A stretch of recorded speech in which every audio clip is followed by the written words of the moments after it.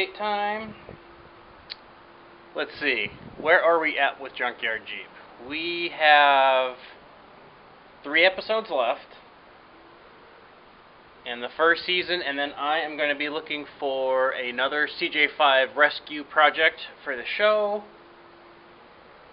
So, in the Arizona area, anyone out there has a cj5 project in the $2,000-ish range, doesn't have to have an engine, doesn't have to be running and driving. I am looking for something that preferably already has Chevy V8 motor mounts, old school Chevy, not LS, 5.7 or something like that, 283, 327, even a 305, whatever.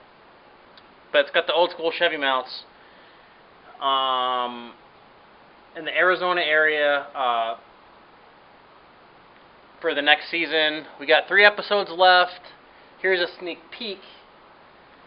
We are introducing a Willys CJ2A that I bought. We will also be doing a massive drivetrain swap on the green turd. I'm going to show you how to bolt a Chevy V8 to a Ford T18 without an adapter. It takes about an hour. It's super easy. So we'll be doing a bunch of that.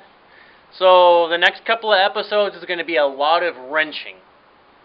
And not much trail running. We are going to be just in the garage. I wish I was in the garage. We're going to be out in the sharp deco rock doing massive drivetrain swap. So anyway, let me know what you got for sale out there in the 2,000 or under range for a cj5 project in Arizona. I'll come get it. I have cash. I just can't find anything. So let me know what you got. And we'll see you on the next episode of Junkyard Jeep, where we break more parts and break more junkyard parts too, hopefully. Bye, Tiny. Be good. Bye, Stuffers.